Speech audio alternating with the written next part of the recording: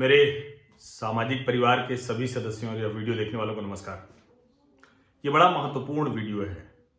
महत्वपूर्ण इस लिहाज से कि मैं बात करने जा रहा हूं जो दिल्ली के दंगे हुए थे और उसमें जो आईबी ऑफिसर अंकित शर्मा की हत्या कर दी गई थी, उसकी जो पुलिस ने चार्जशीट दाखिल की उसके बारे में बात करने जा रहा हूं। वो जो चार्जशीट है वो आई ओपनर है। हालांकि इसके पहले भी जिस तरह के घटनाक्रम थे, जिस तरह की खबरें आ रही थी, जिस तरह की रिपोर्ट्स थी, और अगर हम पुलिस की रिपोर्ट को दरकिनार भी कर दें अभी, तो भी जो मीडिया रिपोर्ट्स थी, जिस तरह से घटनाक्रम हुआ था और जिस तरह से, जिसको मैं एक बार बार कहता हूं कि निजामुद्दीन मरकज, शाहीन बाग, जेएनयू, जामिया, अभी तो देवबंद से भी तार जुड़ रहे हैं, और जो आईबी अधिकारी की हत्या हुई वो बाकायदा तय करके की गई, क्योंकि अंकित शर्मा लगातार रिपोर्ट दे रहे थे। जो आम आदमी पार्टी का पार्षद है मोहम्मद ताहिर हुसैन, तो ताहिर की गतिविधियां संदिग्ध थी। लंबे समय से वो ये कोशिश कर रहा था और इसकी तैयारी कर रहा था कि कैसे दिल्ली में दंगे भड़काए जाए। अभी जो चार्जशीट रिपोर्ट की है, फाइल की है दिल्ली पुलिस ने, वो चार्जशीट बता रही है कि बहुत बड़ी चार्जशीट है, ढेर सारे उसमें डिटेल्स हैं, पुलिस वालों के डिटेल्स हैं, लोगों के बयान हैं, और 75 करीब गवाहों के बयान हैं उसमें। मतलब ऐसा नहीं है कि सिर्फ पुलिस के मन में जो आया वो ये चार्जशीट है। इस चार्जशीट में 75 गवाहों के बयान हैं, और उसमें साफ साफ लिखा है कि आम आदमी पार्टी का पार्षद रहा ताहिर हुसैन और उसका भाई 15 लोगों के साथ दंगे भड़काने में, उस भीड़ की अगुवाई करने में, और इरादतन तय करके अंकित शर्मा की हत्या करने में शामिल रहा है। जो घर है ताहिर हुसैन का, उस घर की तो तस्वीरें आप लोगों ने देखी ही थी, वो सब का जिक्र उस रिपोर्ट में है। और ये तैयारी कितनी जबरदस्त थी, जो चार्जशीट बता रही है कि कुछ समय पहले एक एक करके सारे सीसीटीवी कैमरे वो खराब कर दिए गए या बंद कर दिए गए, जिससे कि कोई भी रिकॉर्ड उन सीसीटीवी फुटेज में न मिले। इतने शातिर तरीके से दिल्ली दंगों की साजिश रची गई थी, और वही वजह थी कि जब दिल्ली पुलिस ने सीसीटीवी फुटेज खंगाली तो उसमें किसी में कुछ नहीं मिला, क्योंकि पहले से ही वो तैयारी थी, तो सीसीटीवी फुटेज में कुछ मिलना था ही नहीं। जो कहें कि भीड़ भड़काकर दंगा फैलाने की जो रिपोर्ट है, उसमें अपने घर यानी मोहम्मद ताहिर हुसैन का जो घर था, चांदबाग वाली जो पुलिया, जिस पुलिया की एक तरफ से पत्थरबाजी होती हुई बताई गई थी, रिपोर्ट्स जो आई थी, और इस तरफ अंकित शर्मा अपने 4-5 दोस्तों के साथ थे।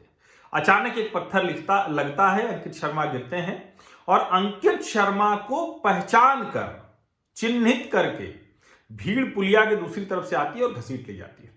कुछ पता नहीं चलता। इस रिपोर्ट में साफ है, और जिसमें कहा गया है कि अंकित शर्मा को एक घर में ले जाया गया, बुरी तरह से यातना दी गई, पीटा गया, टॉर्चर किया गया, और मतलब बहुत ही ब्रूटल तरीके से, बहुत ही निर्मम तरीके से उनको मारा गया। और उसके बाद फिर वो नाले में अंकित शर्मा की लाश मिली थी। ये सब इसमें जिक्र है इसका। और सोचिए कि जो कहीं कि इसकी तैयारी को लेकर 1,10,00,000 रुपए, यानी 1 करोड़ रुपए से ज्यादा इन दंगों की तैयारी के लिए किया गया था। यानी ये दंगे करने हैं, किस तरह से करने हैं। और मोहम्मद ताहिर हुसैन जो बार बार कह रहा है कि हम यहां थे, वहां थे, हमने पुलिस को फोन किया, एक दिन पहले वो अपनी रिवॉल्वर भी लेकर आ जाता है। 24 और 25 तारीख जो दंगे की तारीख है, उस दिन वो घर में ही था। और दिल्ली पुलिस की चार्जशीट में चांदबाग में जो दंगे हुए, उसके मुख्य साजिशकर्ता के तौर पर ताहिर हुसैन का नाम है।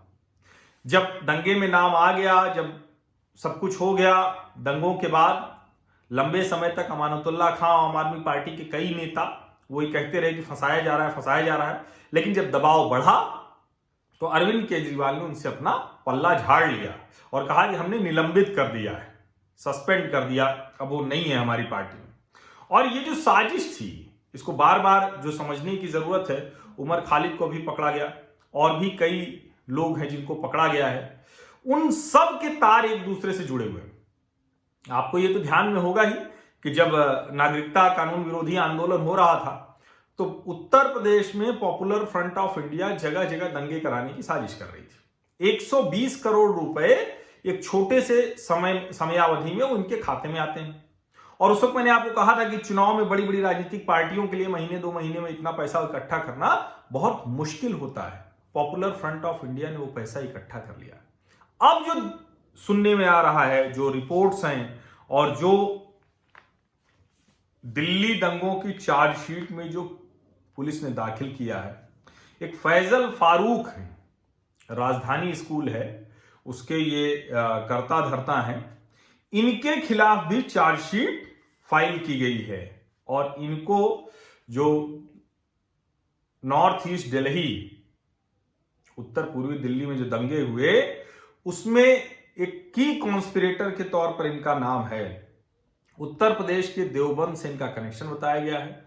कॉल डिटेल के आधार पर बहुत सी जानकारी इनको मिली है।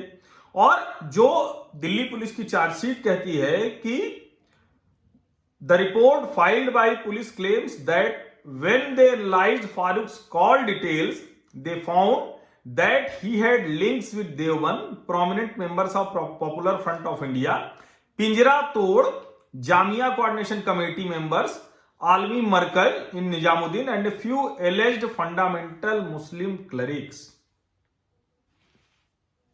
ये स्थिति है कि दिल्ली की जो दंगे हुए, जिसमें 59 लोगों की जान चली गई, पता नहीं कितने लोगों की, हिंदू मुसलमान सबकी संपत्ति खराब हो गई, सब जान माल सबका नुकसान हुआ। अब कितने दिनों में घाव भरेंगे उसका तो पता ही नहीं। उसकी साजिश में दिल्ली पुलिस बता रही है कि उमर खालिद और खालिद सैफी, ये दोनों भी ताहिर हुसैन के साथ मिले हुए थे, उनकी बातचीत हो रही थी। यानी कितना बड़ा तार था ये, जिसको स्टूडेंट मूवमेंट के नाम पे, छात्र आंदोलन के नाम पे कहा जा रहा है, वो दरअसल क्या था।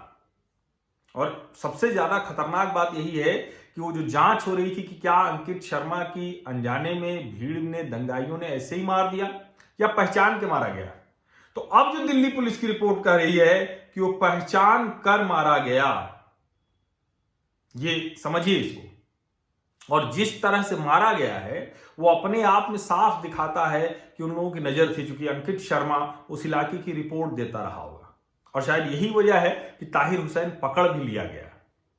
और इसमें जो अलग अलग लोग हैं, अलग अलग जो दंगाई हैं, अब आप सोचिए जो पूरी छत ताहिर हुसैन के घर की हम याद करें, एसिड पाउच, पेट्रोल बम, पत्थर, जाने क्या क्या वहां पूरी तैयारी थी, छोटे मोटे युद्ध की तैयारी थी, ये सब कर रखा था वहां।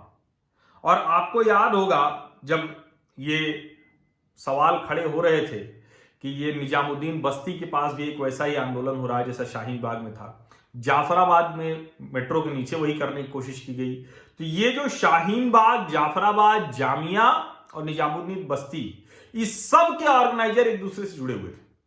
पिंजड़ा तोड़ में चूंकि वो महिलाएं हैं, लड़कियां हैं, तो उनको लेकर बड़ी सहानुभूति की भी एक कैंपेन, एक अभियान चलाया गया। लेकिन कमाल की बात यह है कि वो लोग भी इसमें बाकायदा शामिल थी।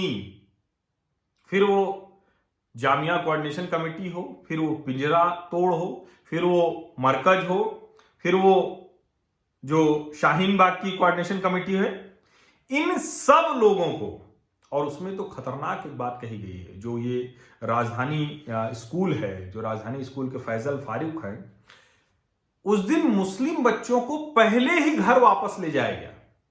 यानी उनको अनुमान था कि कुछ अनिष्ट, कुछ गड़बड़ होने वाला है, या कहें कि गड़बड़ होने से ज्यादा यह है कि गड़बड़ करने वाले हैं। ये एक बहुत जो कहें कि खतरनाक बात वो सामने आई है। और जितनी मैं अखबार देख रहा हूं, जितनी मैं रिपोर्ट्स देख रहा हूं, वो बहुत क्लियर कट बताती हैं, बहुत क्लियर कट, कि ज्यादातर जो जितने भी नाम आपको आते हैं अलग अलग, जो गिरफ्तार हो चुके हैं या जो गिरफ्तार होंगे आगे, तो एक तो अच्छी बात यह है कि जो भी गिरफ्तार हुए लोग हैं उन सब के खिलाफ पुख्ता सबूत हैं, पक्के मामले हैं। वरना ये शायद कठिन होता, और इसको बार बार जो कहा जाता है ना कि एक ये तो एक स्वतः स्फूर्त आंदोलन है, ये तो एक देश को बचाने के लिए ये लोग निकले हैं। पहले उसको छात्र आंदोलन कहा गया, लेकिन सब वो एक्सपोज हो गया, सब कुछ जो है वो पूरी तरह से एक्सपोज हो गया। और इसी वजह से जो दिल्ली पुलिस की चार्जशीट है बड़ी महत्वपूर्ण चार्जशीट होगी। हालांकि कई लोग मुझसे कह रहे हैं कि क्या इसके बावजूद इन लोगों को सजा मिलेगी क्या? मुझे तो लगता है कि मिलेगी। मुझे लगता है कि जिस तरह के सबूत दिख रहे हैं, जिस तरह की एक दूसरे से तार जुड़े हुए दिख रहे हैं, इसमें ज्यादा संदेह नहीं होना चाहिए। और दिल्ली पुलिस और गृह मंत्रालय इस मामले में कतई रियायत के मूड में नहीं है। अभी जो मैं लगातार कह रहा था कि फिर से अमेरिका को भारत में उतारने की कोशिश होगी, और देखिए रिपोर्ट कल से आनी शुरू हो गई हैं। अभी ये मैं रिपोर्ट्स देख रहा था, तो दिल्ली बॉर्डर सील है। अब आप सोचिए बॉर्डर सील रहे और उसमें शाहीन बाग में लोग बैठ जाएं, तो ये तो और बढ़िया हो जाएगा। वो कहेंगे कि हम तो कुछ कर ही नहीं रहे, हम तो सिर्फ विरोध प्रदर्शन कर रहे हैं। लेकिन इस वक्त विरोध प्रदर्शन क्यों होना चाहिए? लेकिन पता जो चला है कि शाहीन बाग में फिर से इसी तरह का धरना प्रदर्शन करने की तैयारी थी। अच्छा ये रहा कि इस बार पुलिस पहले से तैयार थी, और जो ज्वाइंट पुलिस कमिश्नर हैं साउथ रेंज के देवेश चंद्र श्रीवास्तव, उन्होंने इसके इंतजाम किए।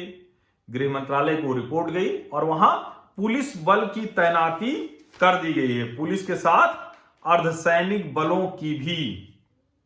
क्योंकि ये जो आ रहा था कि पिछले 4-5 दिनों से, या कहें कि हफ्ते भर से फिर से यह तैयारी हो रही थी कि शाहीन बाग में फिर से धरना प्रदर्शन शुरू करना। और मैं एक बात कहूंगा, इस बार कड़ाई से गृह मंत्रालय को, दिल्ली पुलिस को किसी भी हाल में किसी भी तरह के धरना प्रदर्शन की इजाजत नहीं देना चाहिए, और शुरुआत में ही वो काम कर लेना चाहिए। इसके लिए ज्यादा समय नहीं लेना चाहिए, क्योंकि जितना आप टाइम देंगे ना, उतना इस तरह का धरना प्रदर्शन, और खास करके जब उनकी इच्छा है कि किसी भी तरह से यहां अमेरिका जैसा माहौल हो जाए कि पुलिस अत्याचार कर रही है, पुलिस मार रही है, ये कुछ वो साबित करें। सोशल मीडिया पर आप पोस्ट देखेंगे तो लगातार उसी तरह की पोस्ट दिखने लगी है। आप देखेंगे तो उसमें ये कोशिश की जा रही है कि किसी भी तरह से भारत में उस पूरे के पूरे घटनाक्रम को उसी तरह से हूबहू उतार दिया जाए। अब सवाल वही है कि जो अमेरिका में हुआ, जो वो उस ब्लैक को पुलिस ने जिस तरह से मार दिया, वो कोल्ड ब्लडेड मर्डर है। गोरे लोगों के मन में, काले लोगों के लिए जो एक कहें कि उनके ये चलिए ठीक है, अभी उसको हम बाद में बात कर लेंगे वो।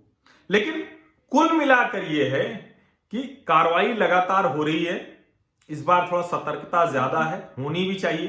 अच्छी खबर ये भी है कि जो फॉरेनर आए थे, विदेशी जो जमात के लोग थे, उनका वीजा 10 साल के लिए खत्म कर दिया गया है, ब्लैक लिस्टेड हो गया। 10 साल वो भारत नहीं आ सकेंगे। ये बहुत साफ है, क्योंकि उन्होंने वीजा नियमों का उल्लंघन किया है। और जमात के लोगों ने जो किया था वो अपने आप में शर्मनाक था।